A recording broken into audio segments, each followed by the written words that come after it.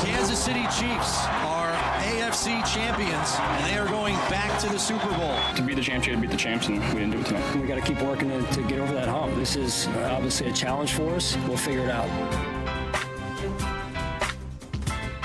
Super Bowl 59 is set. Kansas City and Philadelphia, a rematch from just a few years ago.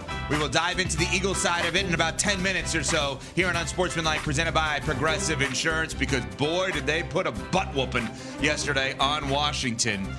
55 points in an NFC championship game. Just remarkable.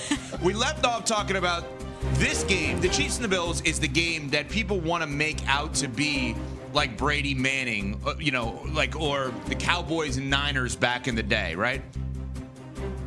But this is the fourth straight time that they have met in the postseason that the Chiefs have won, okay?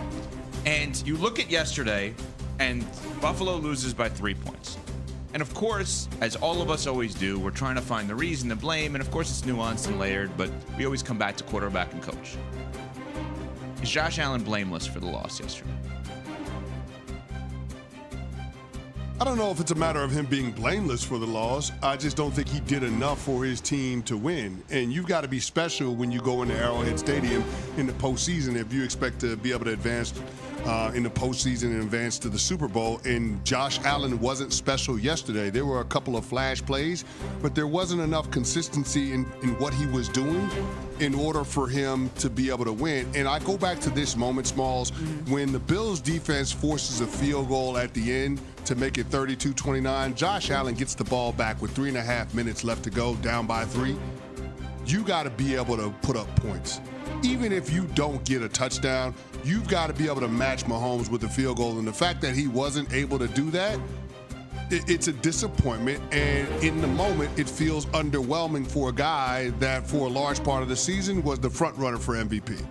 Yeah, it does. And I know Spags was throwing everything in the kitchen sink at him yesterday, but Josh Allen, typically under pressure this season, has been very good. He's thrived. But yesterday, just 1 of 8 passes for 4 yards completed when he was pressured.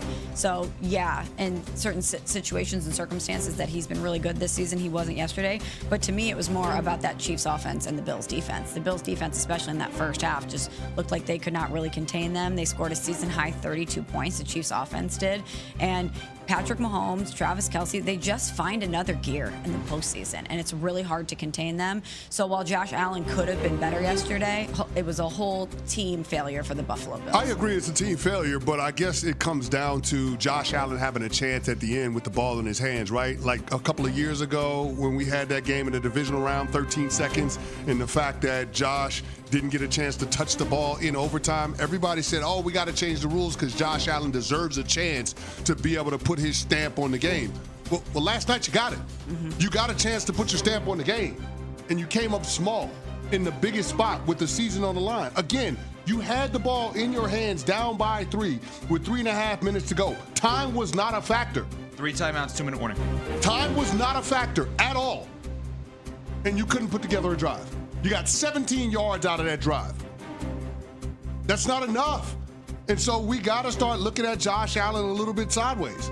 Yeah, we want to prop you up. We want to put you up there with Patrick Mahomes, but you're just not.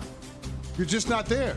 So the same conversations that we be having around Lamar Jackson, we got to have around Josh Allen today too, because he can't get through Patrick Mahomes either. Oh, yeah, we definitely have to have that because the numbers are glaring when you look at them. So Josh Allen has 7 playoff wins. It's the most by any quarterback never to make a Super Bowl appearance. Oof. The Bills have 78 wins over the past 6 seasons, including the playoffs, the most by any team in a 6-season span without a Super Bowl appearance in NFL history.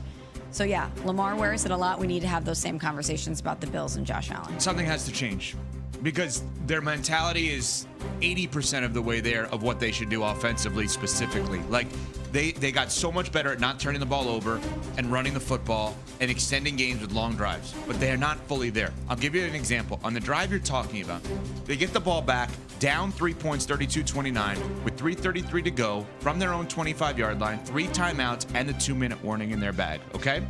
They get a first down. It's 1st and 10 at the Buffalo 42-yard line. They don't run the ball one time the rest of the game. Nope.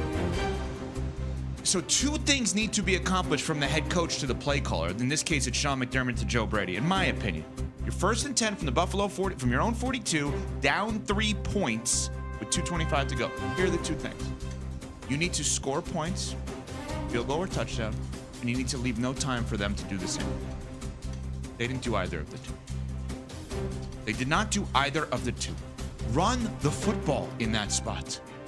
Why would you? So are we putting it more on Sean McDermott and Joe Brady, or are we putting it more on Josh Allen? For me, or yes. Yes, but I'm not going to change the quarterback. I cannot find a quarterback better than Josh Allen. No. Because that guy is only the guy that they played yesterday. Breaking news, the Chiefs are not going to get rid of Patrick Mahomes. And so I can't find a quarterback better than Allen. Can I find a coach better than McDermott? You might be able to, yeah. Can I find a coach on my staff better than McDermott? Yeah, but I guess the whole Joe Brady. Well, Joe Brady is culpable in what we saw yesterday. Agree. He's the play caller. But he's got to be told in that spot by the head coach. Run out the clock and get points simultaneously. So you think he's going to be better in a game management situation if he's the head guy when he's the one calling the plays? I don't know what they should do at this point, but at this point, they got to change something because they've won the Division 5 straight years. Josh Allen wins playoff games in the wild card in the divisional round. It ain't about that for them anymore. It's about being able to get to and win Super Bowls. Let me ask you another question on this.